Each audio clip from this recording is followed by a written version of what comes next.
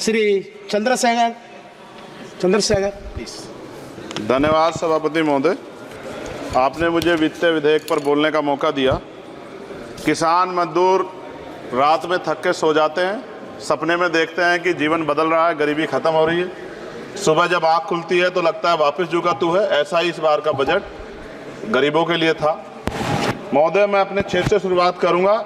मेरा क्षेत्र नगीना बाढ़ प्रभावित है, कोई चर्चा नहीं हुई। किसान आम आदमी परेशान है, कोई चर्चा नहीं हुई। गन्ना मिल समय पर पैसा नहीं देती है।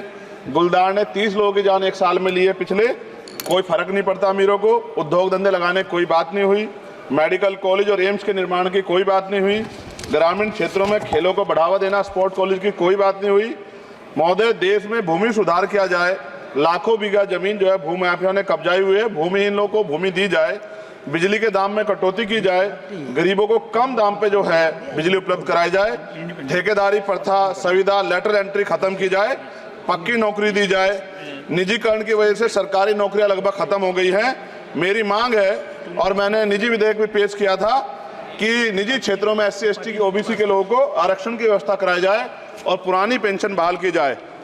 लोगों के पास एक तरफ सरकारी योजना चलाकर प्रधानमंत्री आवास योजना जो है उसके नाम पर मकान दिए जाने की बात होती है, वहीं दूसरी तरफ लखनऊ के अकबर नगर को तोड़ दिया जाता है। नवी मुंबई में के खार घर में What is his name? Patil. Patil is not Shankar. No, this is the caste. उसकी जा This is Kashmir, Chandrasekhar. No, this Patil.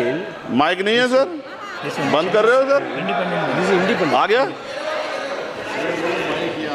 धन्यवाद। हमारे लोग सर आर्थिक रूप से बड़े कमजोर हैं और 2 अप्रैल 2018 के मुकदमों के लिए कई बार सरकार से बात हुई, वापस नहीं हुई। उनको वापस कराया जाए। भीमा को वकीलों को बहुत पैसे लगते हैं सर। भीमा कोरेगांव में 3000 लोगों पे मुकदमे हुए थे महाराष्ट्र में, वो वापस नहीं हुए। पुणे में दीक्षा भूमि जो हमारा गौरव है, उसका वहाँ पार्किंग बना के उसको अपमानित किया जा रहा है, इसको बंद कराया जाए। पेट्रोल पंप के जो डीलर्स मार्जिन है वो 2017 से नहीं बढ़ा सर, इसका असर ग्राहकों पे पड़ता है। इसका असर जो है पेट्रोल पंप के नेटवर्क सुचारू रूप से चलाने पे पड़ता है। डीजल मार्जिन की बढ़ोतरी ना होने से हजारों कर्मचारी, लाखों कर्मचारी जो वहाँ काम करते हैं उनके जीवन पर असर पड़ रहा है।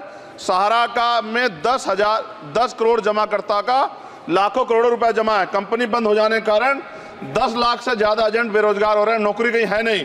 भुगतान ना होने के कारण जमाकर्ताओं के द्वारा एजेंट पर जबरदस्ती भुगतान कराने का दबाव बनाया जा रहा है, जिसके कारण 5000 से ज्यादा एजेंटों ने आत्महत्या कर ली है।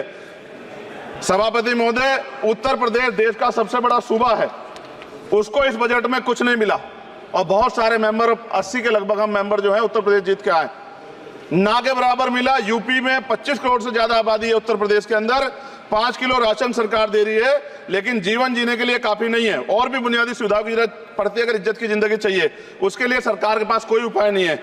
यूपी जब एक बड़ा राज्य है, लेकिन यूपी में भाजपा सरकार की विकास गति बहुत धीमी है। हमारी सरकार से, केंद्र की सरकार से मांग है, हमें यूपी की सरकार की चिंता नहीं है, लेकिन यूपी की जनता की चिंता है। मैं मांग करता हूं कि यूपी को 4 भागों में विभाजित किया जाए। डॉक्टर बाबा साहब अम्बेडकर ने कहा था 1995 में, उनकी बुक है थॉट्स ऑफ लिंग्विस्टिक स्टेट, किताब में कहा था राज्य जितना छोटा होगा राज्य की प्रगति उतनी होगी, जनता को रोजगार मिलेगा और जनता का जीवन संपन्न होगा। मोदी, एक बात मुझे आपसे कहनी है, आपने भी ये विषय उठाया था जब आप अपनी बात रख रहे थे, शेड्यूल कास्ट के साथ जो धोखा किया गया सुप्रीम कोर्ट के जरिए, आप इस बात को इस तरह समझे, 1.5 साल पहले मैंने मांग की थी, अगर इतना हितैषी हमारे लोग होते तो जब EWS 10% दे सकते हैं तो 5% शेड्यूल कास्ट के उन जातियों को दिया जा सकता था, लेकिन दृढ़ संकल्प और इच्छा शक्ति नहीं है गरीबों के उत्थान की। साथ साथ OBC की जातियां उनको भी दिया जा सकता था। ये जो हमारे साथ खेल किया गया है, ये खेल जो है इसमें बहुत गुस्सा है, सरकार को संज्ञान लेना चाहिए और सत्ता और विपक्ष दोनों जो है अपना स्टैंड क्लियर कर दें, क्योंकि दलित समाज, आदिवासी समाज इसको देख रहा है, वो भूलेगा नहीं, जो उनके गले काटने का काम करेगा उनको भूलेगा नहीं। और साथ साथ एक जो मेरी पर्सनल है सर, अभी मैं सुबह से प्रयास कर रहा था कि विनेश के लिए बोलूं, जब उसको डिस्क्वालीफाई किया गया, विनेश या नहीं, लेकिन ऐसा लगा जैसे हमें चाकू घुसेड़ दिया गया। मेरे आज भी याद है उस प्रोटेस्ट में मैंने रातें काटी हैं और 4-4 गोली खाई मैंने। ये देश की अस्मिता से जुड़ा मामला था, पर हमारी मांग ये थी कि सरकार स्टैंड क्लियर कर दे, तब भी सुनवाई नहीं की गई। जब मंत्री बोलने आए तो हमने उनसे कहा कि हमें कुछ इंफॉर्मेशन चाहिए, उस पर बात नहीं हुई। सवाल ये है सर, 1 गोल्ड हमारे लिए आ रहा था और जब ये गोल्ड आता देश गौरवान्वित होता, और क्या व्यवस्था थी सर कि उसका वेट बढ़ गया, पता ही नहीं लगा सिस्टम के लोगों को। क्या बेवकूफ़ी की गई है ये सोचने का विषय है सर। ये बहुत महत्वपूर्ण देश की बेटी का मामला है। ये हरियाणा की बेटी नहीं है सर, वो एक जात की बेटी नहीं है, वो हमारी बहन है, देश की बेटी है।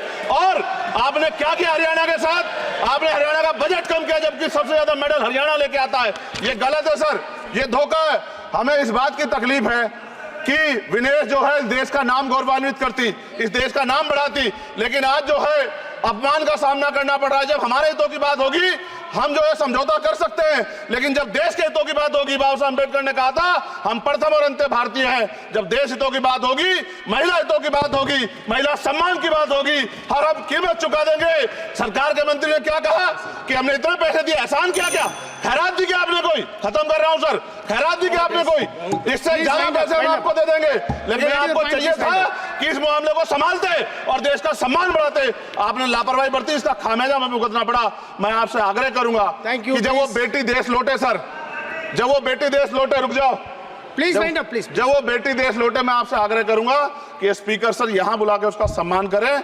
हम सब लोग, वो देश की बेटी है सर, देश के लिए गोल्डन गर्ल है वो, उसका सम्मान यहां किया जाए सर, हमें चाहते हैं। बहुत बहुत धन्यवाद, आपने बात रखने का मौका दिया।